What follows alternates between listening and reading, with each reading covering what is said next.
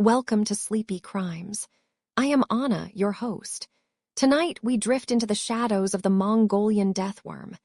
Imagine, if you will, the vast and undulating sea of the Gobi Desert in the early 1920s. The air here is a heavy, golden weight, tasting of salt and ancient, pulverized stone. The horizon is not a line, but a shimmering mirage where the parched earth meets a sky so blue it feels crystalline. In this silence, the only sound is the rhythmic crunch of sand beneath heavy boots and the distant, lonely whistle of a wind that has traveled 1,000 miles without meeting a single soul. The sun is a relentless eye, casting long, bruised shadows across the dunes that shift and moan like sleeping giants. It is a place of absolute isolation, where the maps of the Western world were once blank, marked only by the imagination and the terrifying stories whispered by those who called this wasteland home. We begin our journey at the edge of this wilderness, where the boundary between what is known and what is feared begins to dissolve into the heat haze of the Altai Mountains. Into this desolate landscape stepped a man whose life felt as though it were pulled from the pages of a penny novel.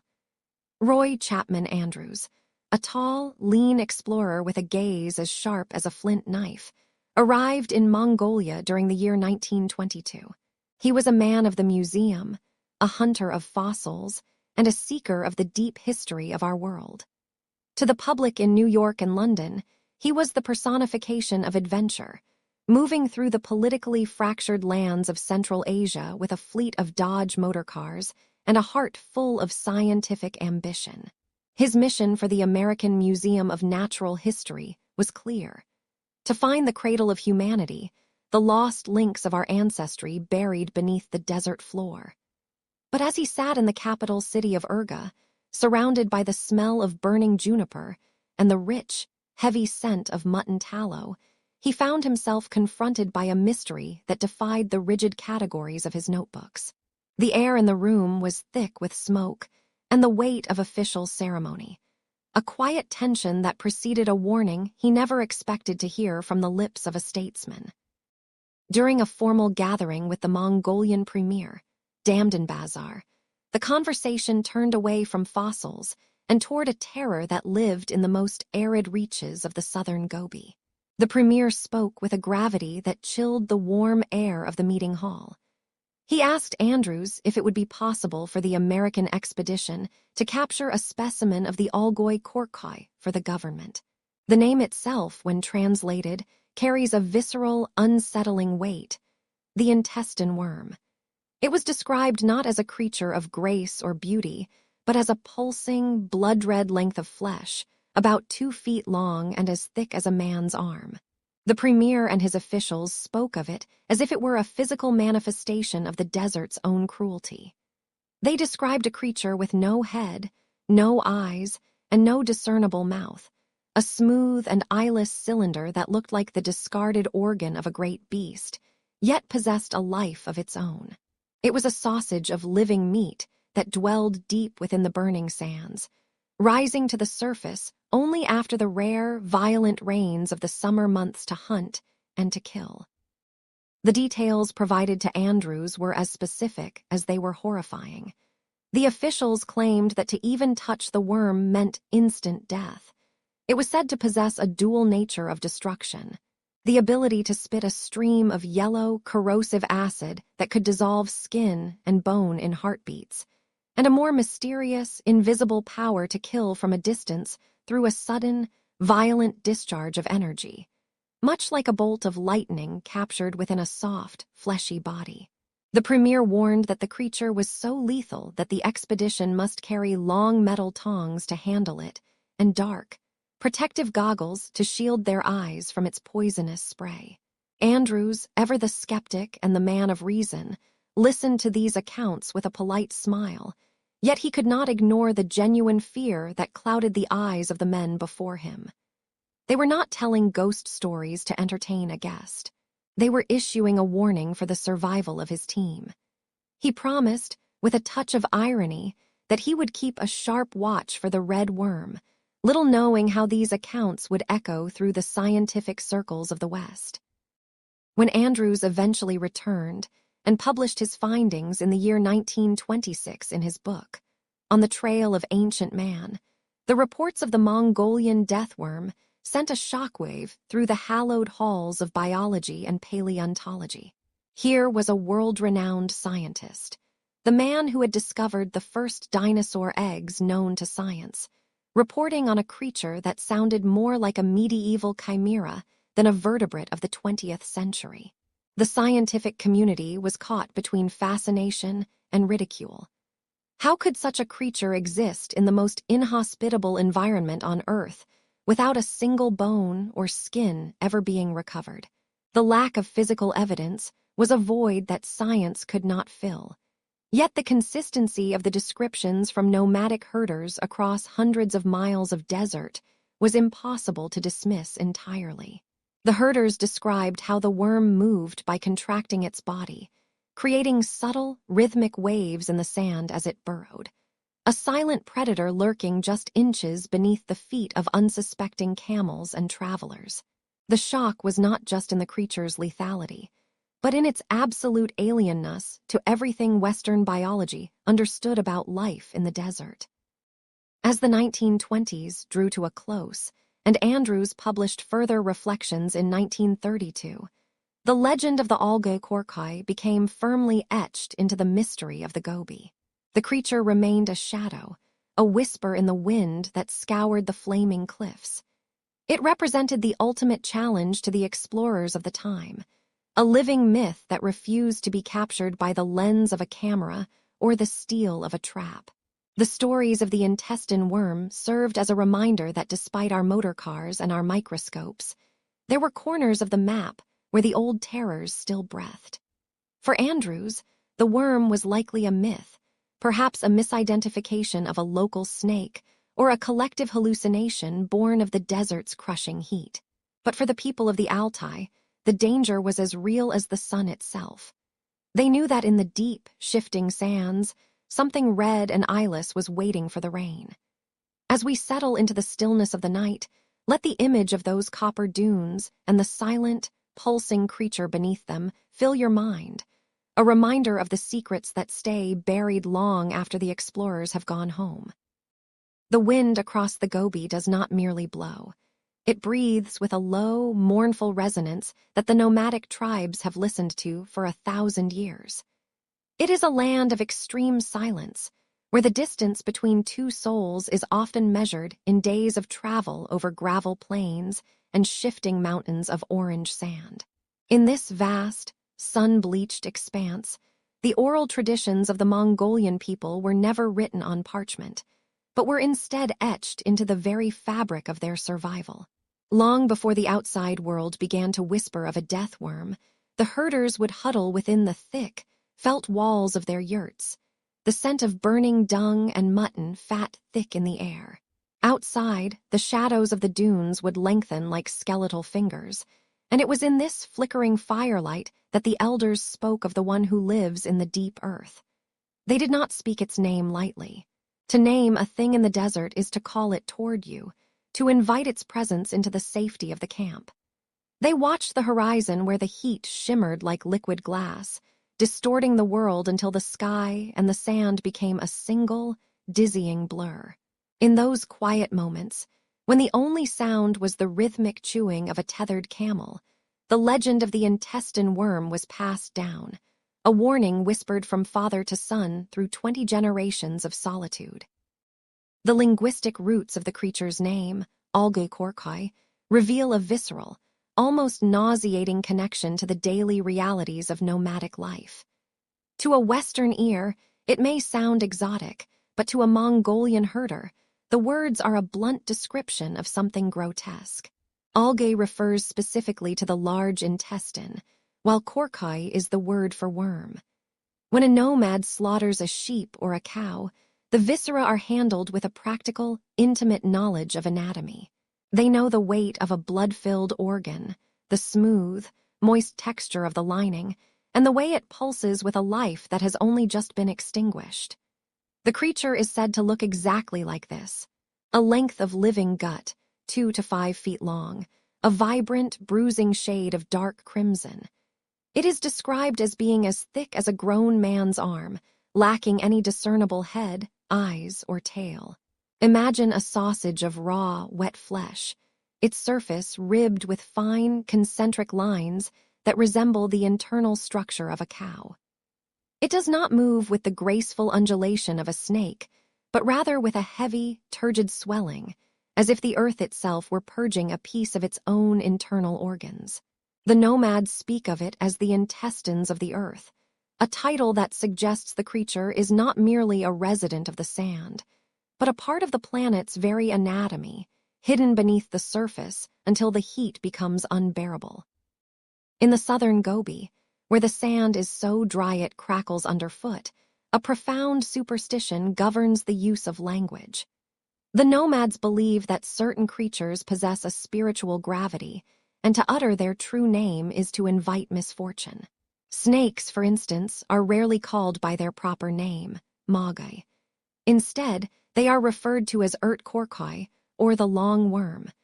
Sometimes they are even addressed as the Holy One or the Merciful, a desperate linguistic shield meant to appease the spirits of the waste. But the Korkoi occupies a darker tier of this hierarchy. It is a taboo so deep that many elders will simply fall silent if questioned too closely by an outsider. They describe the atmosphere of the desert just before the creature appears. The air becomes heavy and stagnant, the temperature climbing until the sweat evaporates before it can even bead on the skin. This is the time of the great heat, in the months of June and July, when the desert is at its most lethal. It is only then, or perhaps after a rare and sudden deluge of rain has turned the dry arroyos into rushing rivers of mud, that the worm emerges. The nomads claim it travels through the sand as easily as a sturgeon moves through water, creating a subtle, V-shaped wave on the surface. A ghostly ripple that serves as the only warning before the sand erupts and the crimson horror reveals itself. The terror of the Korkoi lies not in its size, but in its impossible, invisible lethality. In the flickering warmth of the yurt, the stories tell of a creature that does not need to bite or constrict to kill. It is said to possess a yellow, corrosive saliva that it can spit with terrifying accuracy over a distance of several feet. This toxin is described as a substance so potent it can turn the hide of a camel to a brittle, blackened char within seconds. But even more mysterious is the claim that the worm can kill from a distance without any physical contact at all. The nomads whisper of a silent strike, a discharge of energy that causes a man to drop dead in his tracks, his heart stopping as if gripped by an invisible hand. While Western skeptics might point toward static electricity or some unknown bioelectric defense, the Mongolians see it as something more primal, a curse of the earth itself. They tell of how the worm's skin is so saturated with poison that merely touching it with the tip of a boot is a death sentence. There are stories of entire families who have abandoned their homes because a single worm was spotted nearby, leaving behind their precious belongings to escape the aura of dread that surrounds the creature. They believe the worm is the guardian of the deep, a sentinel of the shifting dunes that has existed since the first rains fell upon the Central Asian steppe. Perhaps the most chilling aspect of the oral tradition is the legend of how the worm acquired its terrifying color. In the oldest of these stories, it is said that the Korkoi does not belong to the sand at all, but was born from the blood of the desert's most faithful companion. The legend claims that the worm originally laid its eggs deep within the intestines of a dying camel. As the young hatched, they fed upon the lifeblood of the beast, their translucent skins becoming permanently stained with the deep, oxidation red of the animal's final moments. This is why the worm is never seen in the lush northern grasslands, but only in the most desolate, bone-dry regions of the south and west. It is a creature of the void, a manifestation of the desert's hunger. The nomads believe it hibernates for most of the year, buried 10 or 15 feet below the surface, where the temperature remains constant and the world of light and wind is forgotten. It waits there, a blind, pulsing tube of muscle and toxin, listening through the earth for the heavy vibration of a passing caravan. To the people of the Gobi, the algae korkai is more than a biological entity. It is the physical embodiment of the desert's capacity to take life. As we move further into the accounts of those who claim to have seen it, we must remember that, for the people of the steppe, the question is never whether the worm exists, but rather how one can possibly survive the day they finally cross its path. It is said that the worm emerges from the shifting sands not as a creature of flesh and bone, but as a vessel of concentrated malice, dyed the deep, bruised crimson of a fresh wound. To look upon the algae korkai is to see an organ that has been roughly torn from a living body and cast upon the burning grit of the desert floor. It is a thick, sausage-like shape, often spanning between 2 and 7 feet in length, possessing a girth as substantial as a man's forearm. Its skin is not the damp, porous flesh of a common earthworm, but is instead described as smooth, taut, and almost glass-like, reflecting the harsh sunlight with an oily, sinister sheen. There is no discernible head to lead its way, nor a tail to follow. Both ends terminate in blunt, rounded nubs, making it nearly impossible for a witness to determine the direction of its intent until the moment it strikes. Some herders whisper of faint, dark blotches, or even spiked projections that sprout from its ends like thorns. But most accounts agree on its primary, horrifying feature, that unsettling, monochromatic red that seems to pulsate with a life of its own, as if it were an intestine filled to the point of bursting with the very blood of the Gobi itself. The air in the southern Gobi carries a heavy, expectant silence, broken only by the dry hiss of wind over the dunes. It is in this stillness that the creature is said to hunt, moving beneath the surface with a grace that defies its bloated appearance. When the worm travels, it does not merely burrow. It displaces the very foundation of the desert, creating visible waves in the sand that ripple outward like the wake of a ship. Those who have seen these ripples from a distance know to remain perfectly still. To attract the attention of the algae korkai is to invite a death that is as swift as it is mysterious. The local nomads tell of how the creature hibernates for 10 months of the year, buried deep within the cooling layers of the earth. It is only during the hottest months of June and July, or perhaps following a rare and heavy rainfall when the sand is damp and heavy, that the worm rises. It seeks the moisture and the vibrant yellow flowers of the Goya plant, but it also seeks the warmth of living things, drawn to the vibrations of wandering camels or the footsteps of an unsuspecting traveler. Perhaps the most terrifying aspect of this desert dweller is its ability to kill without ever making physical contact. The first of its 2 reported mechanisms is a breath of pure, concentrated corrosion. When the worm feels threatened or senses prey within its reach, it is said to inflate one end of its body, the skin stretching until it is translucent and pale. With a sudden, violent contraction, it spews a bubbly, acidic venom, a liquid that is described as being a sickly, jaundiced yellow. This substance does not merely poison, it consumes. If the spray touches a human or an animal, the skin begins to bubble and blacken instantly. Metal is said to hiss and melt away under its touch, and the very sand where it lands is scorched into a brittle, discolored crust.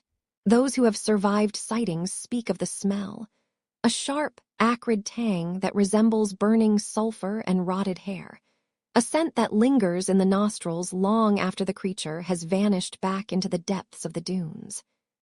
But for those who escape the reach of the acid, there is a second, even more inexplicable danger. The Mongolian death worm is whispered to possess a power that mirrors the lightning that cracks across the Gobi sky. This is the ability to discharge a lethal surge of electricity from its body, striking down victims from several feet away. The nomads speak of a geologist who, many years ago, was exploring the desolate reaches of the western Gobi. As the story goes, he saw a peculiar red shape resting on the sand and reached out to investigate it with a long iron rod. He did not even have the chance to touch the creature's skin. The moment his metal tool drew close, an invisible force surged through the rod, stopping his heart instantly.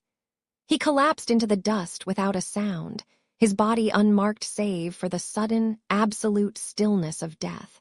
This mechanism of killing at a distance has led many to believe that the worm is more than a biological anomaly, that it is a creature of the Earth's own electrical current, a living conduit of the desert's raw and unpredictable energy. The psychological weight of these legends has created a culture of deep-seated caution among the people of the Gobi. There is a specific taboo regarding the color yellow, as some believe the worm is drawn to it, perhaps seeing it as a rival to its own lethal acid.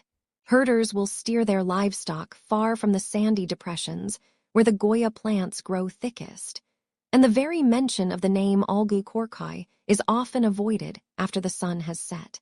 To speak of it is to invite it, and to invite it is to face a predator that requires no teeth to tear your flesh and no claws to hold you down. It simply exists, a smooth and eyeless specter in the sand, waiting for the ground to become wet and the air to turn heavy with the scent of an approaching storm.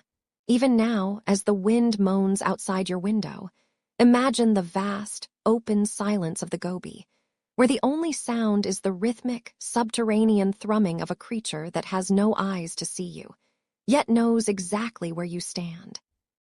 The transition from local folklore into the cold, analytical gaze of state-sponsored science began in the mid-20th century, as the Gobi was pulled into the orbit of the Soviet Union. Imagine the vast, silent reaches of the desert being pierced by the low, rhythmic thrum of heavy machinery. In the year 1946, a group of researchers from the Soviet Academy of Sciences arrived, their massive trucks kicking up plumes of yellow dust that could be seen for miles.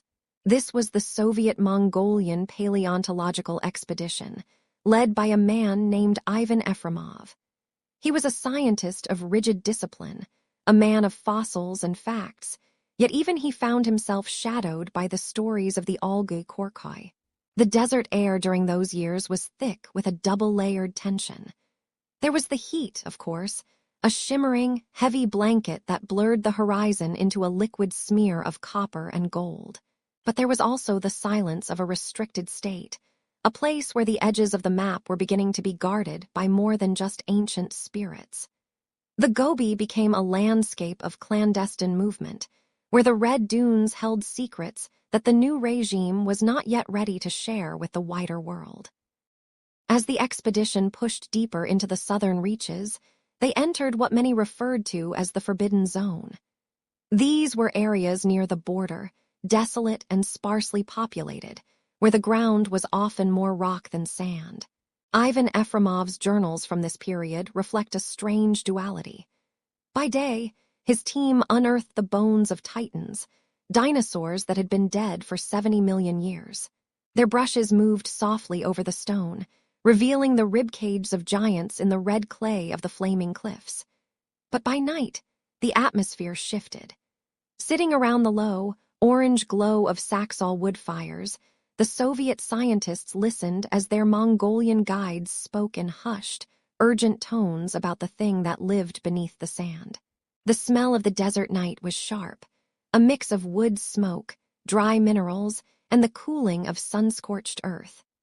The wind would whistle through the hollows of the rocks, a sound like a low, mournful flute, and the guides would look over their shoulders, watching the shadows for any movement that didn't belong to the wind.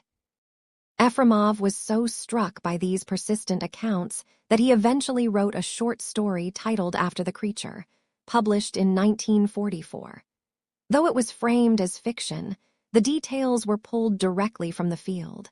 He described the creature as a sausage-like entity, perhaps 2 feet long, with a color that matched the deepest red of the Gobi sunset. It was a creature without a head, without eyes, and without a tail, a living segment of an intestine, pulsing with a lethality that defied conventional biology.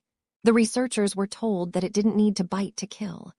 It could strike from a distance, either by spraying a yellow, corrosive acid that could melt through leather and flesh, or by emitting a sudden, invisible surge of energy that stopped a heart in its tracks. Within the forbidden zones, the Soviet military had begun establishing outposts and air bases, like the one at Bayantul. These were places of concrete and steel dropped into an ocean of sand.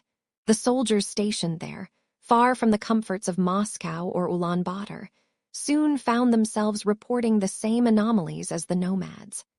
They spoke of ripples in the sand that moved against the wind and of strange, localized electrical interference that would scramble their radios just before the ground began to vibrate. One account from the late 1950s describes a clandestine geological survey team working in a remote corner of the Nemegt Basin. The heat that afternoon was suffocating, reaching over 32 degrees Celsius, making the very air seem to vibrate with exhaustion. The team had stopped near a cluster of stunted saxaul bushes to repair a broken axle on their truck. One of the technicians, a young man who had only been in the desert for 3 months, stepped away from the vehicle to find shade behind a low ridge. The rest of the crew heard a sharp, stifled cry, not a scream, but a sound of sudden, absolute shock. When they reached him, he was lying on the ground, his face a pale, waxy mask. There were no marks on his body, no blood, and no signs of a struggle. But the sand around him was disturbed, as if something large had recently spiraled beneath the surface. His colleagues reported a faint, metallic smell in the air, similar to the ozone scent after a lightning strike. The local authorities quickly classified the death as heat stroke, but the men who were there whispered a different name for what they had felt in the air. They felt a presence that was both ancient and predatory, something that considered the forbidden zone its own sovereign territory. These early Soviet-era expeditions were more than just scientific endeavors. They were exercises in psychological endurance. The vastness of the Gobi has a way of wearing down the walls of the rational mind. Imagine the sensation of being watched by the landscape itself.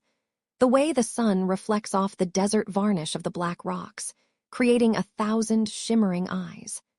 The researchers found that the creature was said to be most active in the months of June and July, appearing only after the rare, torrential rains that occasionally flooded the dry creek beds. When the water hit the parched earth, it created a damp, heavy smell of wet clay, and it was then that the algae corci would rise. It was as if the moisture signaled a brief window of life for a creature that otherwise spent its existence in a state of suspended animation deep within the cool, dark earth. The Soviet scientists, despite their skepticism, began to map these sightings. They noticed a pattern that centered around the most inaccessible parts of the southern desert, far from the trade routes and the nomadic camps. These were the true dead zones, where the sand was so fine it poured like water, and the silence was so absolute you could hear the pulse of blood in your own ears. By the time the 1990s arrived and the Soviet influence began to recede, a new wave of seekers entered the forbidden zone, carrying with them the stories that Efremov and his contemporaries had documented in secret. These new explorers brought cameras and sensors, hoping to capture what the previous generation had only glimpsed in the shadows of their campfires. One notable figure was Ivan Mackerel, a researcher who arrived in 1990 with a team of fellow adventurers. They didn't just look for the worm, they tried to summon it. They used rhythmic thumpers, machines designed to vibrate the ground in a specific pattern, hoping to mimic the movement of prey and draw the predator to the surface. They spent weeks in the most desolate corners of the desert, where the temperature could drop to minus 21 degrees in the winter and soar to 40 degrees in the peak of summer. They documented tailies of the worm growing to a length of 6 feet in the most remote areas, far larger than the 2-foot specimens mentioned in earlier reports. Yet, as they moved through the canyons and across the dunes, the desert remained a vault of secrets. The more they measured and monitored, the more the mystery seemed to retreat into the deep, shifting sands. leaving behind only the haunting, rhythmic sound of the wind and the knowledge that some parts of the Gobi were forbidden for a reason. The wind across the Gobi does not merely blow. It sings a low, mournful note that seems to vibrate within the marrow of one's bones. By the time the 1990s arrived and the Soviet influence began to recede, a new wave of seekers entered the forbidden zone, carrying with them tools of glass and steel that the desert had never before tasted. Among these men was Ivan Mackerel, a Czech explorer whose mind was a tapestry woven from the threads of engineering and the fantastic. He stepped into the shifting sands of 1990 with the weight of a legendary science fiction novel, Dune, pressing against his thoughts. He believed that if the great worms of fiction could be summoned by the rhythmic thumping of a mechanical device, perhaps the flesh and blood monsters of the Mongolian wastes would answer to the same call.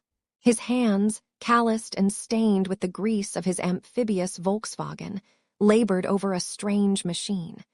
It was a motor-driven thumper, a skeletal construction designed to hammer the earth with a steady, unrelenting pulse. As the machine began its work in the deep desert, the sound was a dull, rhythmic heartbeat that echoed through the empty valleys.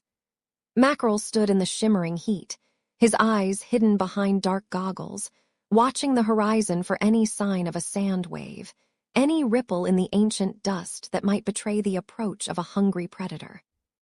The air in the southern Gobi during these expeditions felt like a heavy, dry blanket smelling of scorched stone and the faint, bitter tang of wild leeks.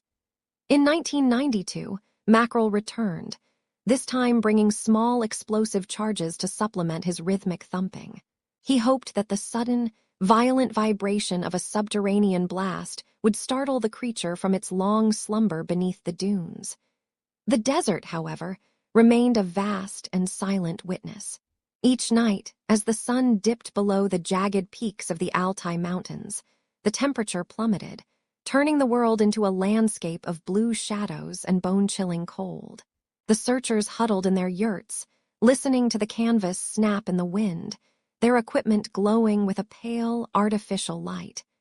They utilized night vision goggles, peering into the obsidian dark for the heat signature of a cold-blooded killer. They even took to the skies in ultralight planes, their engines buzzing like angry insects above the vast, empty expanses. From the air, the desert looked like a crumpled piece of yellow parchment, written over with the secret language of dried riverbeds and forgotten trails. Yet the red worm remained a ghost, a smudge of color that never quite materialized in the lens of a camera. The turn of the millennium brought no rest for the legend, only more sophisticated eyes. In 2003, a man named Adam Davies arrived, his boots crunching on the sun-baked crust of the earth. He was followed in 2005 by Richard Freeman and a team from the Center for Fortean Zoology. They moved through the heat of May, a time when the desert air begins to shimmer with the promise of summer. Their approach was more ecological, a quiet attempt to trap a shadow. They carried with them bucket traps, large plastic containers that they buried deep in the sand, flush with the surface. Between these traps, they strung long lines of fine mesh netting, a delicate web designed to guide any burrowing creature into the darkness of the buckets. The team moved with a slow, deliberate patience, their skin turning the color of the copper earth. They focused their efforts near the rare oases, where the green of the desert plants offered a sharp, vibrant contrast to the surrounding wasteland. They believed the worm might be drawn to moisture, emerging only when the rare, violent rainstorms turned the parched gullies into rushing torrents of mud. They even attempted to dam small streams, creating localized floods in the hope of flushing the animal from its subterranean lair. But the water only soaked into the thirsty sand, leaving behind nothing but the smell of wet dust. In every village and nomad camp they visited, the explorers distributed flyers, the paper white and jarring against the earth tones of the desert. These flyers offered a reward of $50 for a specimen or even a reliable photograph, a sum that represented a small fortune in the remote reaches of the Gobi. The flyers fluttered in the wind, pinned to the wooden frames of yurts or held in the weathered hands of elders. One man, a nomad named Batdelger, spoke to them of a creature he had seen just the year before, in 2004. He described a brown, thick-bodied animal with a square head and large, staring eyes that might have been nothing more than patterns on its skin. His son had lifted the creature on a branch and cast it away, a moment of casual bravery that the scientists could only envy. The researchers listened, their pens moving across paper, documenting these fragments of a larger truth. They collected stories of the worm's affinity for the color yellow and how it supposedly emerged to hunt during the brief windows of dampness. Yet, as they packed their gear at the end of 4 weeks, the buckets remained empty, save for the occasional desert beetle or a stray lizard, and the mesh netting was thick with nothing but the fine, persistent dust of the plains. The search evolved further in 2009 and 2011, as television crews and specialized hunters like Pat Spain arrived with high-definition, camera traps and sensors that could detect the faintest electrical pulse in the ground. These modern expeditions were a symphony of technology and grit. They set out arrays of cameras that stood like silent sentinels throughout the night, their infrared eyes scanning the darkness for the slightest movement. In one peculiar instance, a camera was found tipped over, its internal electronics seemingly fried as if by a sudden surge of energy. For a fleeting moment, the air was thick with the possibility that the creature had finally revealed itself, leaving behind a signature of its legendary electrical strike. However, the subsequent analysis of the footage revealed a far more mundane intruder, a curious cow that had wandered into the frame, its massive, warm bulk knocking the equipment into the dirt. It was a sobering reminder of how easily the desert plays with the human mind. Despite the lack of physical evidence, these modern seekers did not leave empty-handed. They returned with hours of testimony and a deeper understanding of the environment that sustains such a persistent myth. They had scoured the sands with the finest tools of the 21st century, yet the Mongolian death worm remained exactly where it has always been. Just over the next dune, hidden in the one place the light of science has yet to reach. The air in the Gobi Desert does not merely sit. It breathes with a heavy, parched weight that settles into the lungs like fine silt. As the sun dips below the jagged horizon, the dunes transform into a sea of bruised violet and deep, cooling amber. The silence here is not empty. It is a thick, textured presence that carries the ancient echoes of shifting minerals and the dry, rhythmic rasp of wind against stone. This is where the legend of the Algö Korkai finds its sanctuary. Beneath these silent dunes, the sand is never truly still. If you were to sit perfectly quiet, pressing your palm against the cooling surface of a dune, you might imagine you feel a faint, subterranean vibration. It is the pulse of a world hidden from the sun, a realm where sight is useless and touch is everything. To the nomadic families who have navigated these wastes for centuries, the ground beneath their boots is not just earth, but a veil. It is a thin, fragile partition between the world of the living and a creature so lethal that its very name is whispered with a hand over the heart. They call it the large intestine worm, a name that evokes the wet, raw imagery of the internal body, cast out into the most arid landscape on the planet. When we look through the lens of biology, the mystery of the death worm begins to take on the shape of a specialized survivor. Scientists and explorers, such as Richard Freeman, have often looked toward the amphisbaenia for answers. These are the worm lizards, primitive and poorly understood reptiles that have traded their limbs for a life of subterranean mastery.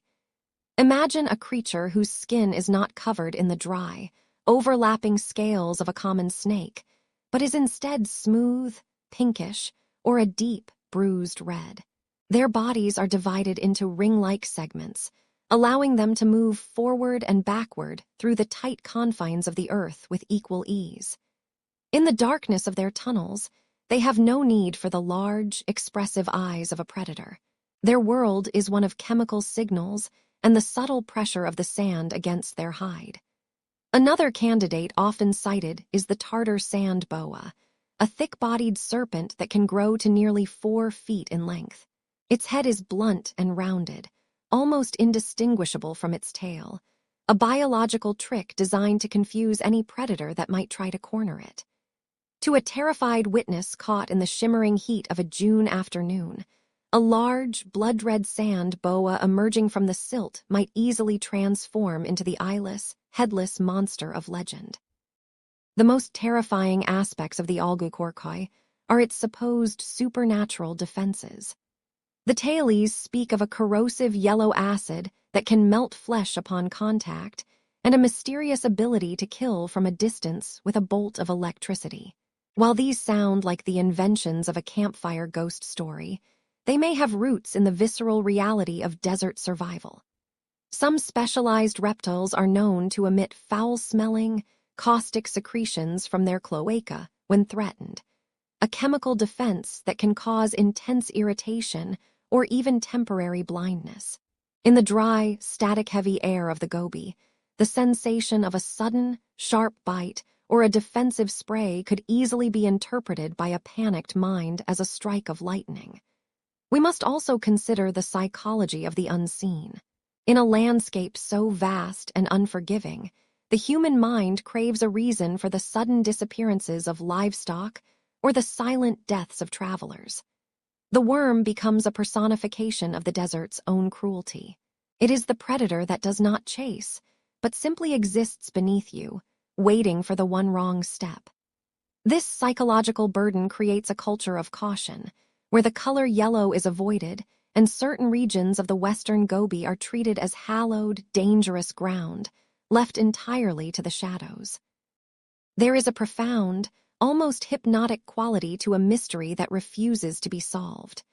For over 100 years, Westerners have brought cameras, sonars, and metal detectors into the heart of Mongolia, hoping to bring the worm into the light of day. And yet, the desert keeps its secrets. Every failed expedition only deepens the roots of the story.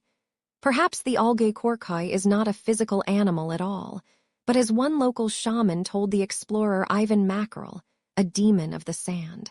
It is a spiritual manifestation of the Gobi's lethal nature, a warning passed down through generations to ensure that the children of the nomads never lose their respect for the power of the dunes. As the wind howls through the Saxal bushes and the temperature drops toward freezing, the legend provides a strange comfort. It suggests that even in the most desolate corners of our world, there is still something unknown, something that defies the cold logic of the modern age. The worm remains in the periphery of our vision, a flash of crimson in the corner of the eye, disappearing into the sand before the mind can truly grasp what it has seen. As we reach the end of our journey across the shifting sands, we find ourselves standing on the edge of the great silence once more. The Mongolian death worm, whether it is a misidentified reptile, a remnant of a prehistoric era, or a collective dream born of heat and isolation, has earned its place in the shadows of our world. It reminds us that the earth is deep, and its history is long, filled with creatures that have learned to thrive in the places where we cannot. The search for the Algokorkoi is, in many ways, a search for the magic that still lingers in the untouched places of the map. It is the desire to believe that beneath the surface of the mundane, there is something extraordinary and terrifying. But for tonight, the dunes have grown quiet. The heat of the day has been replaced by the cool, velvet touch of the night air. The vast, starry sky of the Gobi stretches out above us, indifferent to the secrets hidden in the dust. We leave the red worm to its long hibernation, tucked away in the cool darkness of its subterranean home, far below the reach of the wind and the light. The case rests now. Let the details fade. You are safe. Close your eyes, breathe deeply, and have a good night. Sleep well.